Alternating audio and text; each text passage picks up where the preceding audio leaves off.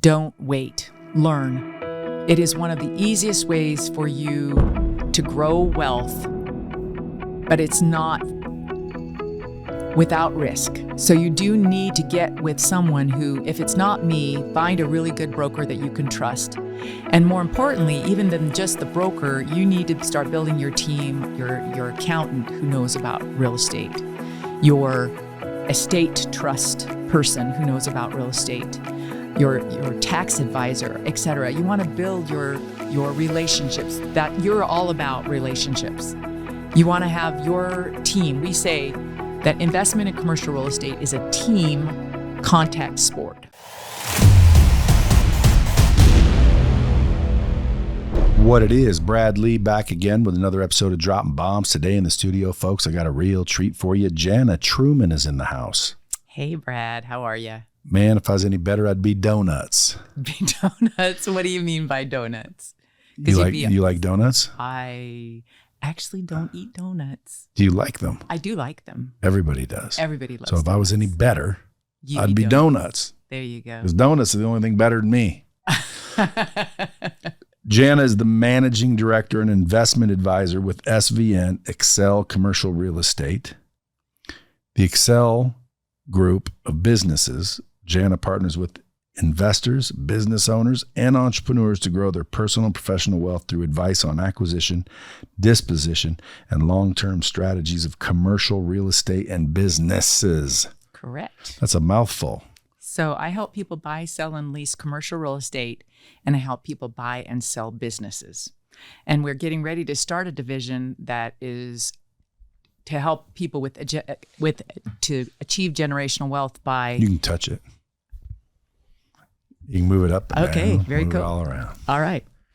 We help people achieve generational wealth through property management of those properties that they buy. So we try to solve problems with people who have money who want to be able to create passive income through the investment of. Now, I've always businesses. wondered, because people that have money, right? Yes. How'd they get the money in the first place? Didn't they know something to begin with? Yes, but in the case with people who own businesses in the first place, a lot of, I think maybe we want to back up a little bit to how they get their money with small businesses, because 99% of businesses in the United States are small businesses. And it's actually really difficult for them. What's considered small? Anything that's not publicly traded and that has 200 employees or less, typically. But most of those are not companies that even have employees.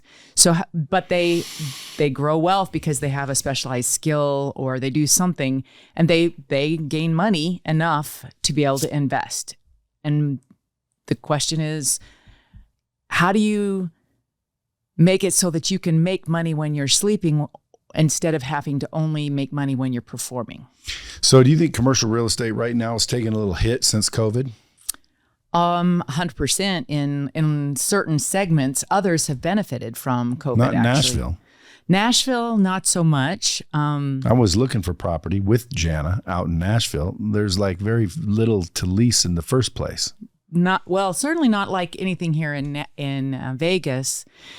You have an amazing facility here, and Vegas actually took a much bigger hit in the office sector during COVID than did Nashville. Nashville, although we have a similar vacancy rate, we have our fundamentals on the corporation side where we are, all the national headquarters keep moving to Nashville. So we have a much greater demand for office than you would find in some other places. Now this says you live in Middle Tennessee. Now, why wouldn't you just say Nashville? Well, Tennessee's actually divided into 3 different divisions by its own design, because the state has. Which is what? Well, you got the Western Division, which is where Memphis is. And then you have Middle Tennessee, which is all the way from Clarksville down to Pulaski almost. And then you have Eastern Tennessee, which is Knoxville and Chattanooga. So Western, Middle, and Eastern. And they have very different cultures. Yeah, but why don't you just say Nashville? Because the Nashville MSA encompasses a lot more than just Nashville. So Nashville proper probably only has 1.2 million, but if you're looking at the total MSA or the municipality, that whole area, that market area, you're going to go all the way from Murfreesboro, probably even down to Manchester, even in now, because it's getting so much urban sprawl that's going further south, but all the way north to south of that whole middle grand division of the state. And what do you want to bring to the bomb squad? Well, my biggest passion is to break down barriers for people who might want to invest in commercial real estate, but they don't know how. And then also there are people who are trying to invest in commercial real estate who probably have no business in doing so because they have been reading some book that says you can buy a property with no money down and it won't take any of your time and you're going to make $1 million. And that's simply not true. Well, it could be true. There's stories about that, I'm sure. There are stories. That is correct. It's just not likely. Read the fine print. Yeah, because like for example, wholesaling. You've heard of wholesaling. Yes, of course. Like, dude, if I would have known about wholesaling when I was a young hustler, dude, I would have done that for sure. All you have to do is knock on doors, build relationships, and find people that are willing to take money for their house, sign the deal, and then you have 90 days to find somebody else to give it to. And if you can't, what do you lose? Yeah, and Nothing. Actually, you would have been killer at that. I would have been killer. You would have. Absolutely. I want to invest in commercial real estate, by the way, because I like triple net leases. Yes. That way the landlord doesn't owe for shit. The toilet breaks, that's a bummer. Fix it. Right. Air conditioner goes out, too bad, so sad. You better fix my air conditioner. Right. And by the way, it's still mine. Yes.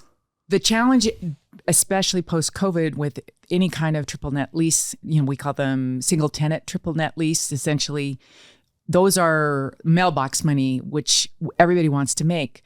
But if you're going to be paying at a cap rate that is lower than the actual bank interest rate, you're going to not be able to make money unless you buy it with cash.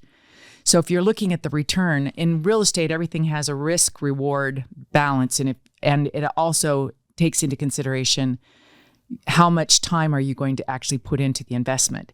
So in your case, you are a big passive income guy. You want, part of the reason why you do what you do is because you broker relationships and people so that you can get money coming in without you having to do the long-term part of the business. Am I wrong?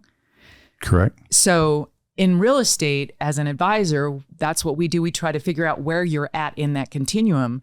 And if you don't have cash to just plunk down to buy, for example, in Nashville, Tennessee, general which is a classic single tenant triple net property. First off, you have to be able to buy them before they even go on the market for construction, before they even start construction. You already have to be in line to get them because the demand is so high. Well, you can build them. So you work with a developer who builds it. You are essentially paying for that. You're signing on the dotted line, and then Dollar General comes in and they rent it, and their leases are anywhere from 15 to 20 years. But the trick is, first off, finding them, and then the second trick is getting them for a price that actually makes sense, because people are buying them to park their money, not necessarily because they want to make money, but they don't want to lose money. And those triple net leases are right at that break point where if you're using financing, it no longer makes sense. And actually the property management division came into play because we have somewhat of a family business in that my husband and my son work with me, and my son is learning how to do triple net lease selling. And he was getting really frustrated trying to find anything worth buying in the South for our clients. And we have a deep bank of buyers, probably 3,000 buyers that we're working with right now. And his challenge was, where do I find properties because my clients who don't want to have to be in the business, working in it, they don't want to be the landlord collecting the rent, doing all the facilities management, dealing with the tenants, that kind of a thing. They just want mailbox money. But how do they get that mailbox money if the triple net leases don't make sense from a financial standpoint at the moment. And he said, well, Mom, what if we just buy those and we manage buy a similar property? Maybe it has something wrong with it that we can fix or slightly fix. And then we manage it for them. And so that they don't have to then be in the deal at all. We just take it and fix it and forget it. And we just send them a check. And so that's why we actually decided to start the property management division, is for that very reason. So now you'll even manage properties for people. Yes. So you will deal with the tenant. We will be the ones that deal with all the headache. Don't you ever worry about showing up and having some sort of drug runner cooking meth? It's actually... you're down there in Middle Tennessee where men are men country. And the sheep are nervous. Yeah. Well, there are drugs there. That is true. But there is insurance even for that. I like Nashville. My wife, as you know, loves Nashville. Yes. One of these days, I think we might end up there. One of these days. It's got to be when I'm done hanging here. Yeah. Because you see this beautiful facility. Yes. It would piss me off if I'm down in Nashville working out of a closet in my house. Yes. When I have this gorgeous facility. Your facility is gorgeous, and there really isn't anything like it in Nashville. So we'll have to build you something when you're ready. Well, or I want to buy the Batman building. There you go. That is a long-standing goal of mine. Okay. Well, I can help you do that. Because, if you lived in Nashville, wouldn't it be cool to say that was yours? It's iconic. Heck yeah. Yeah. It's the Batman building. And it is the identifier for Nashville, actually. It is the most identifiable building in Nashville. Yeah. Yeah. I like, I don't know what they call it, but it's downtown. Kind of a little, I don't know what they call it. It's got. The Gulch? No, it's like this little walking area with a few stores in it. And there's a restaurant upstairs where my kids get cotton candy. You're talking about 12th South? Maybe. There's a little, it's right on the Broadway on Broadway. Are the Galleria? Maybe. I don't know. A Fifth and Broad. Oh, you're talking about. No, that's what it is. Fifth and Broad. You're talking about where the commissary and all the foods places are. Yeah, that's fantastic. I like that spot. Yes. We go down there. It's all nice. But then, the 4th of July, I saw in downtown Nashville. Did you watch firework it? Display I've ever seen. In person, you got to see it? Yeah. That is a once in a lifetime deal for a lot of people. Well, not if you live there. Well, for us, we're spoiled. We get to go there all the time, but I'm like, my wife talked me into it because we were down eating at Eddie V's, I think it's called. Eddie V's. Yes. And so great food. We're getting ready to leave and she's like, fireworks are in 10 minutes. I'm like, babe, we've seen fireworks. Come on. No, you haven't seen Nashville fireworks. So I said, okay, let's just wait. I'll wait with you. We sat there. Boom. They started popping for like a good 30 minutes, it seemed. Just huge. I'm like, they do it right. Nashville does 4th of July correctly, which is why we'll be there this 4th of July. Congratulations. That's awesome. Well, as you know, I've got a little property, a little crib we rent down there. Yes. I've been to year round. Yes. So and when I buy something, I want to buy something. But it's hard to pick. Now that I've been there, again, what if I'd have got that office because it was near that house and then I got rid of that house? Now I'm not near that office anymore. Right. Well, I think that the thing about Nashville that so very few people understand is how much money is there and how many mansions there really are. I mean, before you came and started looking around there, did you have any idea how much money was in Nashville? I don't think very many people do. For my office, which is where we were looking at property, is not very far from where your other house is. It's 45 minutes of mansions in 3 directions. That's hard for people to fathom because most people, they go to a place and they have the rich neighborhood is this one. And there's that place that you aspire to, that you always, you dream of living in that neighborhood. Well, there's a whole zip code like that. And it's literally probably four municipalities full of mansions. It's just crazy. It's a good wholesome place, I think. Well, great place for families for sure. So if someone's listening to this and they're like, dude, I want to invest in commercial, and they reach out to you, only in Middle Tennessee? Well, I own a franchise called SVN, and SVN has people all over the United States. for the commercial real estate side. On the business brokerage side, I own it outright. It's its own entity, and we help people buy and sell businesses primarily in Tennessee, but we can help somebody anywhere in the United States if they want. I have people who want me to help them sell a business that's in Florida right now. Yeah, better be careful. Bomb squad might blow up your phone. That's okay. That's, you know what? We have the ability to scale really quickly and be able to help any of those folks. And I have So a really you're looking for people that want to sell their business or buy a business? Preferably sell, and preferably sell their buildings, because so few businesses are actually sellable. So I just want introductions to people who think that their business might be ready to sell, because the likelihood is that it may or may not be ready to sell, but if it is sellable, then we can help them find a buyer. Because you have a big, deep bank of buyers. We have a big bank of buyers, yes. How long have you been developing that list? Well, we've done business brokerage. We had a business brokerage before, and then I signed a non-compete and transferred ownership of that. And now my non-compete came up, and that was about 1.5 years ago. So all in all, probably about 6.5 to 7 years.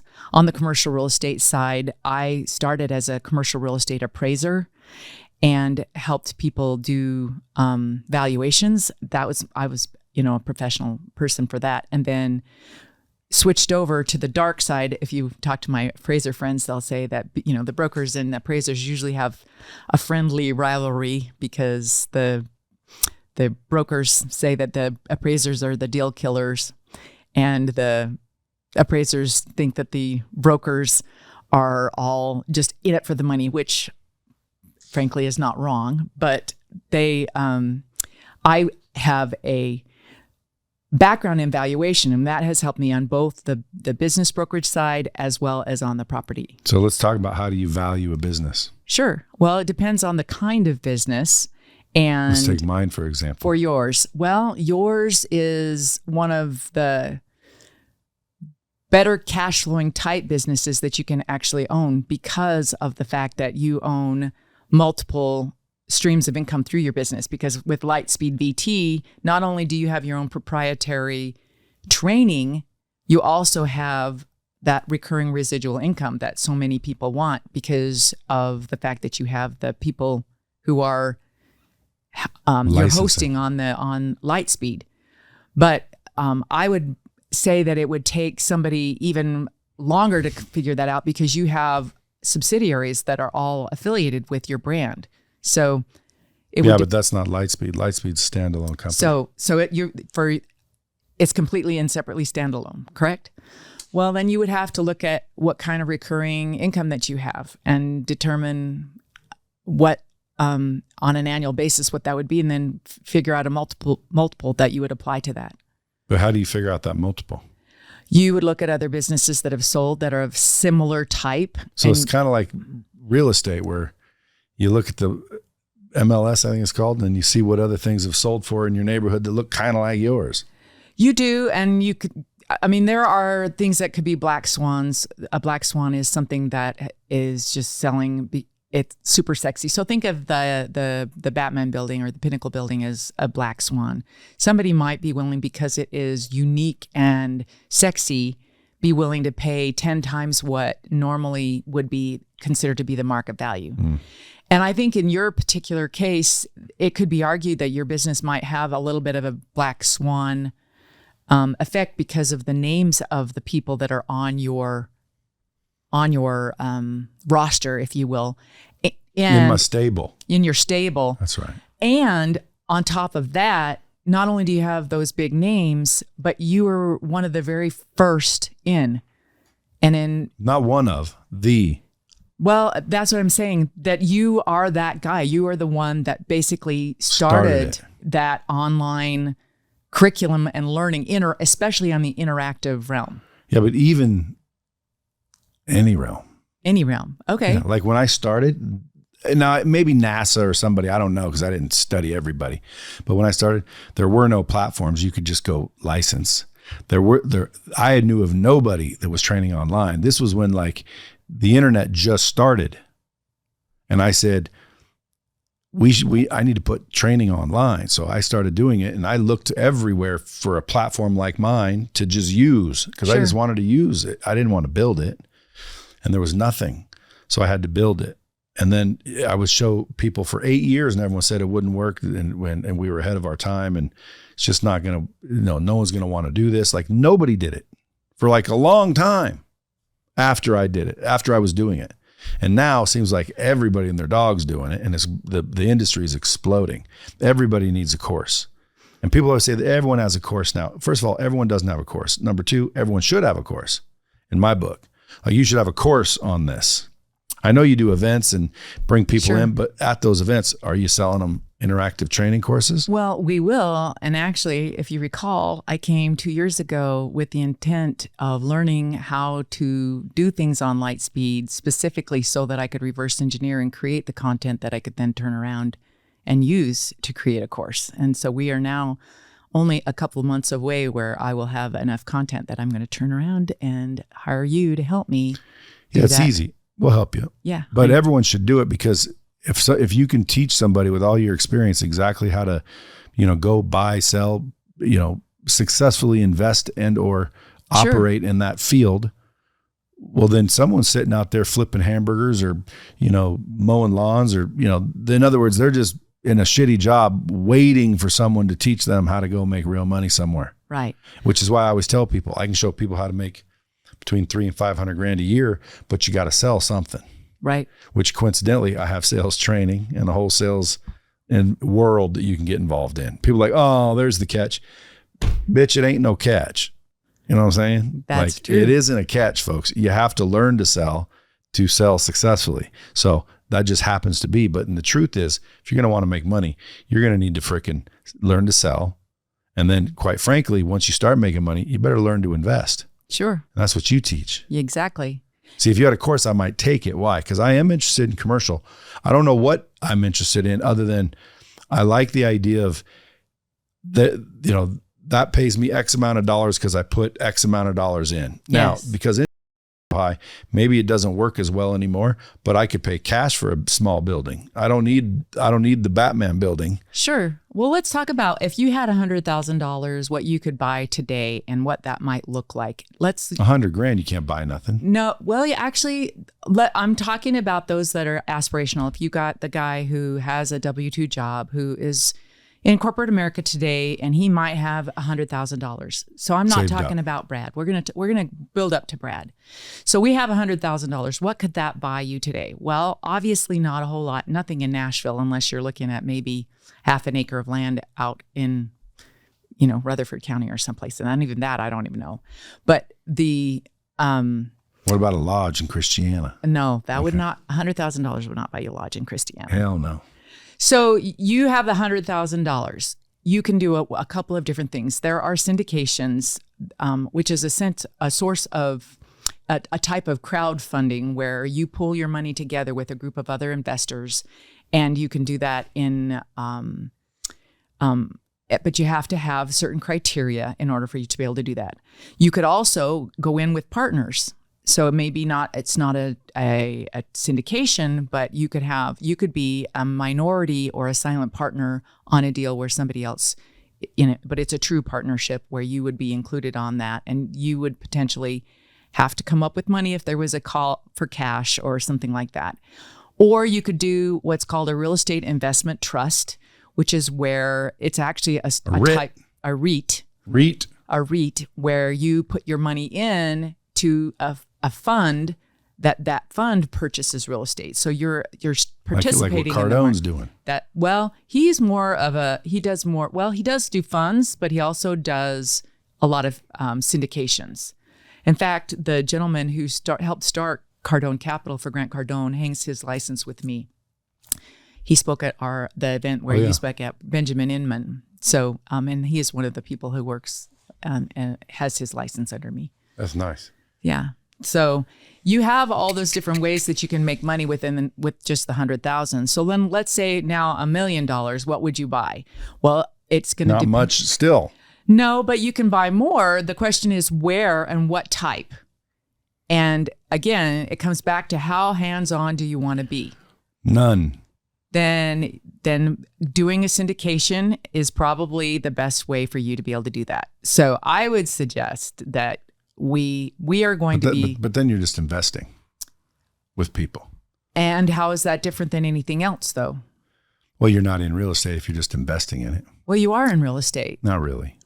Well, you are. The person that's in real estate is out looking at the building, getting the inspections, like hands-on. Then the person that gave the money to go buy the building, that's the investor. They're not really anything more than just investing. So you're wanting your cake and you want to eat it too? Is that it? That's right. Okay. So you know why though? Why? Because you can. Well, actually, in the case with real estate, that's it's a common myth to think that you can be involved in real estate without having put anything into it, because you, even whether it's money, you still have to mind your own investment. Even if it is mailbox money, you still have to watch and make sure that the P&Ls are being paid. You have to drive by the property, make sure it's not being destroyed, or have somebody do that for you. How would you know if it's inside? Just site visits? Sure. Secret shop. I remember when I used to rent apartments, like every once in a while, they'd say, this day we're coming in to inspect this, that, and the other thing. So it was like once a year or something. And they'd come in and look around. I'd be gone, but.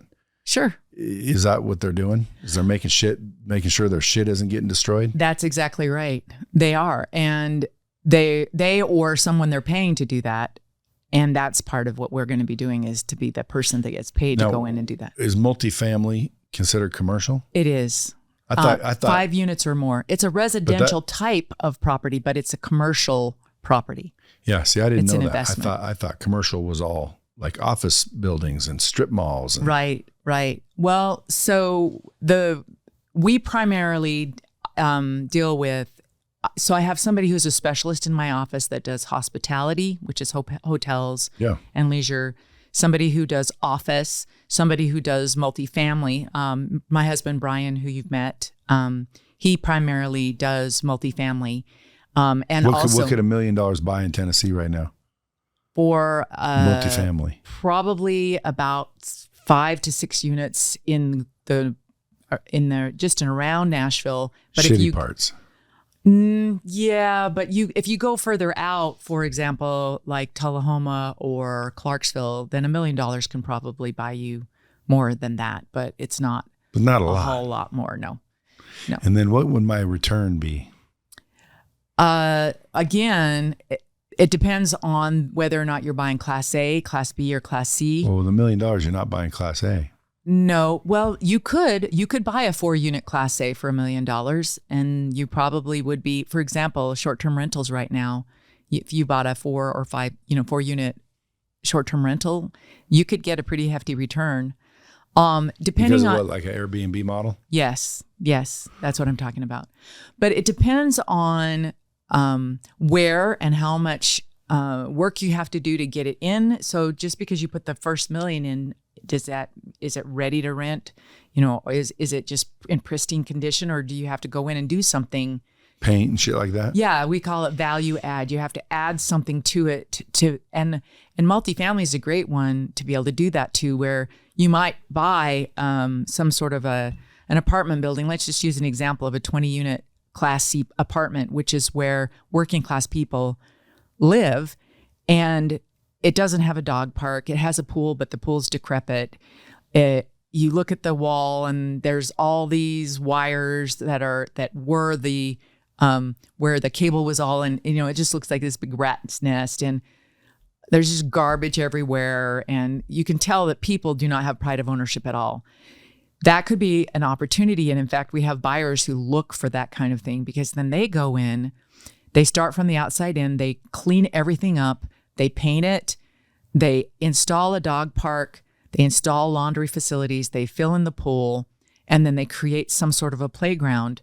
And then they start having activities for the residents, and they basically kick out all the meth dealers or whoever, and they do what is called forced appreciation. They go in and they make it be better. So they might take it from a C- to a B-, and then as they do that, they can increase the rents.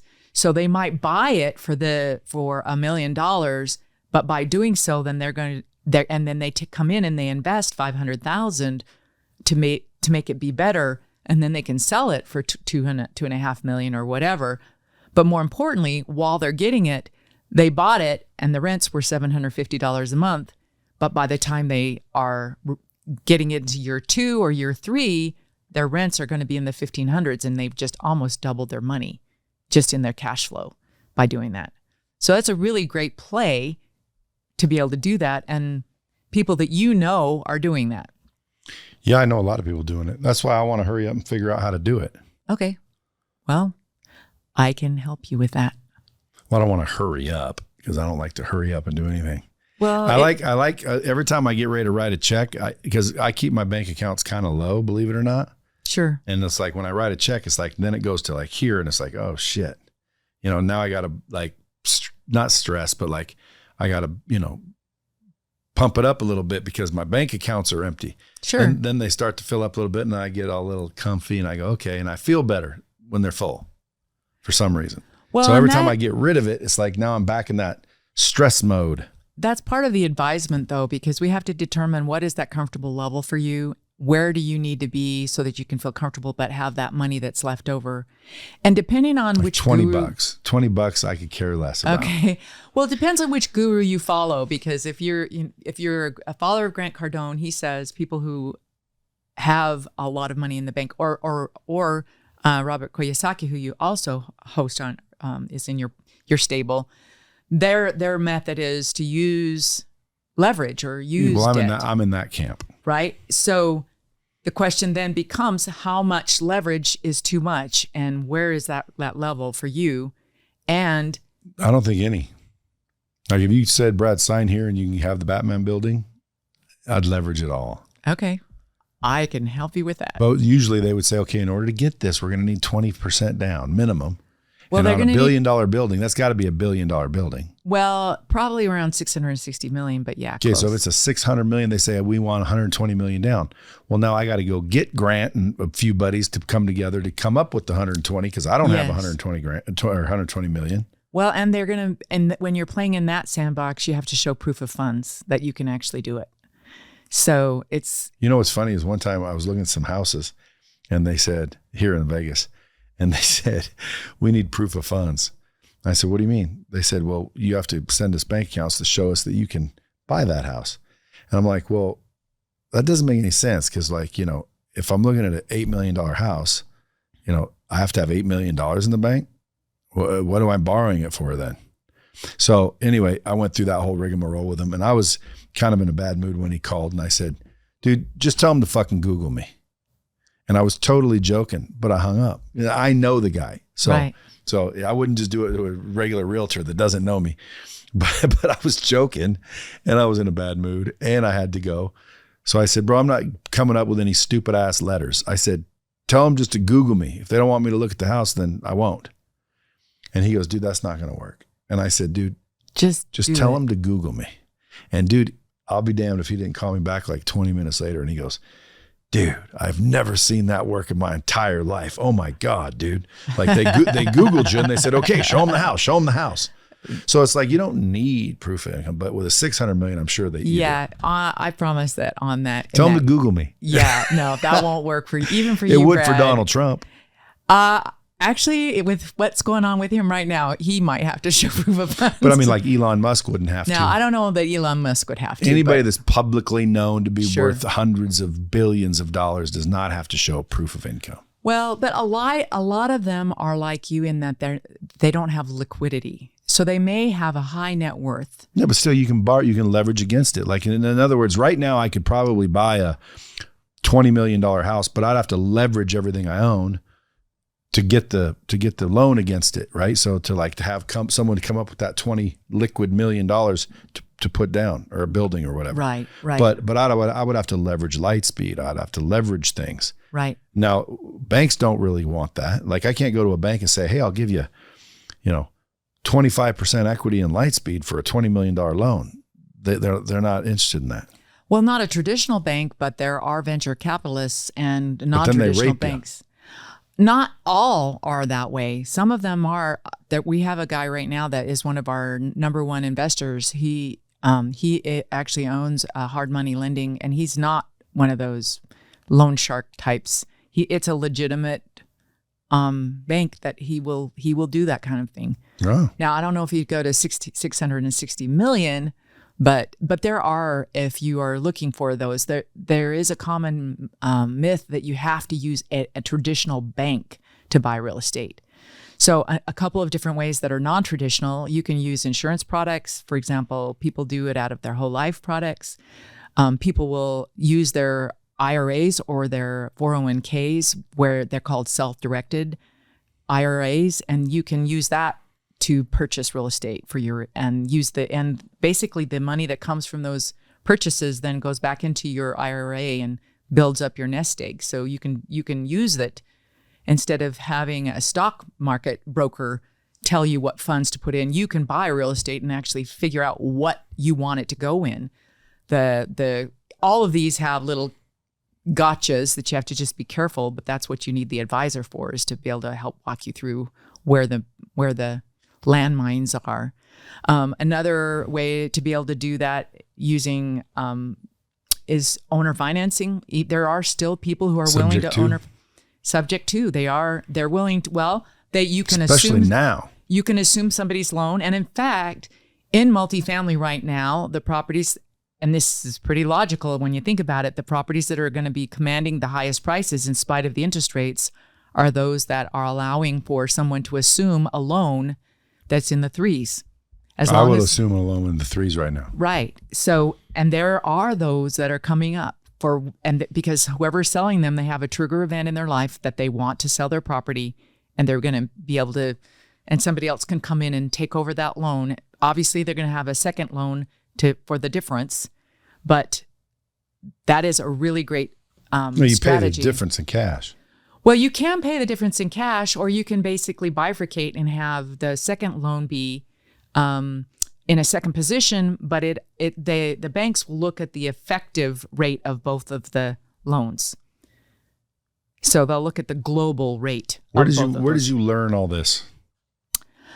I have taken so many classes. It's not even funny. I have years and years and years of classes. Now, you also put on events. Yes. I spoke at one. Mm-hmm. Yes. What's it called? The Accelerate. The Accelerate conference. Yeah. When's that next one? Next one is March 15th. If somebody wants to go to that, where do they go? Just go to our website and sign up. We actually have my website is accelcre.com. So Accelerate, but just Accel. And that is, we have an events page, and you can actually go there right now and sign up for that. It's going to be more of a workshop this year where we actually have people. For example, we have a gentleman that's going to be talking about deferred sales trusts, somebody that's going to be talking about 1031 exchanges, people that are going to be talking about underwriting. Rob Luna is going to be speaking again. Oh, Robbie Luna. Rob is coming. You and Rob are besties now. Well, he is a client of ours, so I'm grateful for that. He's been a client, and we're technically a client of his too, I guess, if you want to think of it that way too. Brian and I both are part of his Wealth Academy as well. So he's going to be speaking, but we're going to have this would be a great one for people to, if you are curious about investing in commercial real estate and just want to know what it's all about. Maybe even if you're not ready, but you just want to dip your toe in. Going to that event would be a really good way for you to learn more about it. In Nashville, by the way. In Nashville, yeah. But we also do an Accelerate to Generational Wealth learning series that is online right now. You can go on our website or onto YouTube.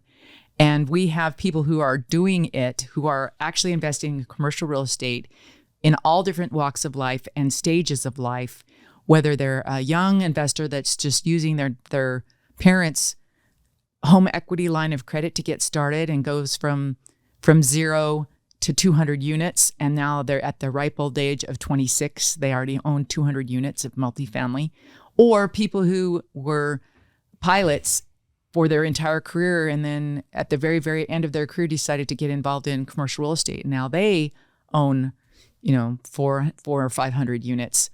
And that is not, they don't need it for retirement. It's just something that they wanted to do. And now that's another client of ours. So we help them whether they're aspirational or walk them through their first investment all the way to where they already have the portfolio. Now they're trying to decide which ones they should sell and when, and whether or not they are getting a good deal on the property management, or if they have a partnership divorce. Sometimes that happens for whatever reason, whatever their triggering event, then we can help them sell their property, because again, we have that huge pool of buyers. So what would you tell the bomb squad if you could tell them anything you want? If I could tell the bomb squad anything I want, don't wait, learn. It is one of the easiest ways for you to grow wealth, but it's not without risk. So you do need to get with someone who, if it's not me, find a really good broker that you can trust.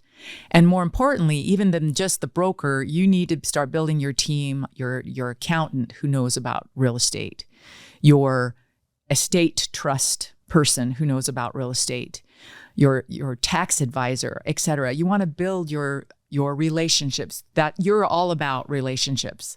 You want to have your team. We say that investment in commercial real estate is a team contact sport. But probably the thing that I want to leave everybody with, the main reason why I do this is, and you're probably going to make fun of me for this, Brad, but I hope you won't. We believe that people we want to improve their standard of living so that they can improve their standard of giving. It's not just enough for us to teach you how to do this. We want you to make a difference, and we want you to use your money for good. And that, whatever that is, define that for yourself. Whether that means that you're going to have freedom to break the chains of poverty in your life and to the blessed lives of others. Maybe generational wealth means to you giving to a charity, maybe, but for the vast majority of the people that we work with, they want to be able to leave a legacy for their children, but but their children don't want to be in their business. So we help them sell their business and take that money and invest it in an income producing property. And then we help them manage that property, not just for their lives, but for the lives of their children, so that we can accelerate to generational wealth. A to Z. A to Z. Folks, you heard it. Jana Truman, everybody. If you want to follow her on social media, go to @Jana, which is JANA, .Truman.1. Or I need my readers. I think it says Accel, SYN. SVN. SV. Sierra Victor November. I need my damn readers. SVN. No, I don't. It says Y is my team. So it's SVN Accel. We just got a typo. Oh, okay. @SVN Accel. Appreciate you coming in. Thank you, folks, Brad. as always, listen, investing is a wise move. Don't get caught old and broke. Nobody wants to be old and broke. Nobody wants to be old, fat, and old and broke. You can be fat, but you got to be rich. You can be old, but you can't be old and fat. You know what I'm saying? Like, you listen, as we get older, I'm telling you, if I could go back and redo things, I would have been throwing a little bit the whole time. I kept thinking, well, I'm going to wait till I have a bunch of money. Once I have a bunch of money, then I'll start investing. But I could have been investing this whole time. I could have been investing because, as you know, I hung out with Grant Cardone for a shitload of time, and he kept telling me the whole time, and I'm like, well, I don't get it. Let me wait until I got some money. I could have been throwing in a little bit all this time. Yeah, compounding. So folks, don't not do it. Well, and don't wait was a good one. Along that lines, I was actually thinking about this for you and I both, because the CDC came out with a statistic that said that the average American male lives to be 73, and the average American female lives to 78. So you and I I know how old you are. You know roughly how old I am. I did the math, and if you take that for both of us, that means that I have about 6,900 days and some change if I want to live the average. Now that's assuming I'm lucky enough. Both you and I love to wake up every day and you mean 6,900 days left or 6,900 days period? Well, if I live to be the average age of the American female, that's how many days. If you take however age you are. Yes. You're doing your math wrong. 6,900? Yes. Do your math. There's 365 days in a year. So 10 years is 3,000 days. So 6,900 days is probably only 20 some years old. No. So if I have my, all right, I'll be 60 this year. Okay. Which means you have 18 12 years times left. 365. Why 12? Because that's about how many years before I'm the average age. Oh, I get what you're saying, but that's still, it's not very many, Brad. You have 6,900 days left. Yes, that's what I said. I thought you said from the start, and I'm like, damn. The point being that if I have limited which time, I have less than. Yes. I'm well, 54. you're 6,500. I'm 54. You're 6,530. I live till 73. You say? If you live to 73, you have 6,530. I only have 6,530 left. Yes. Dang, dog. So what are you doing with that? We better get to partying. Then let's get you investing so you can leave a legacy. What do I need to invest for?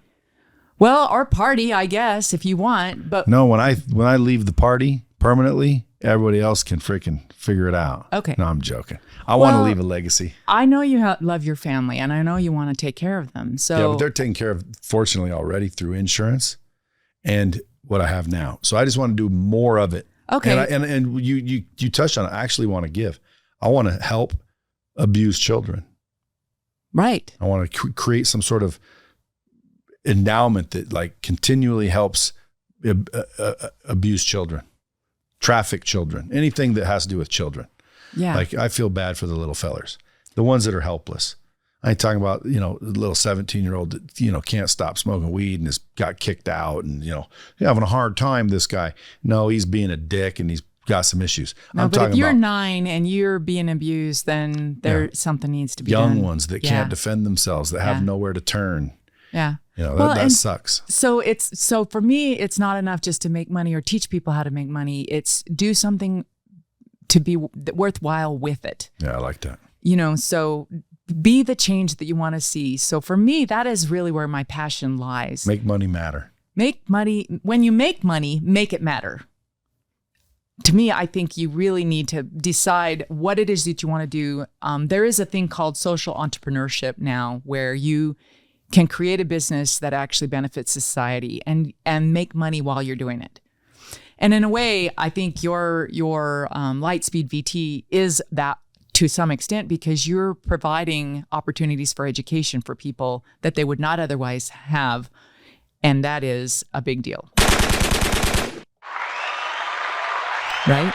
Sound effects. That is correct.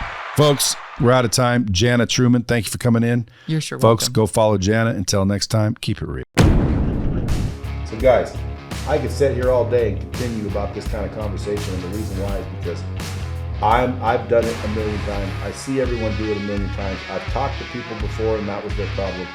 And it's always the same thing. Once you realize you are in control, you are in control.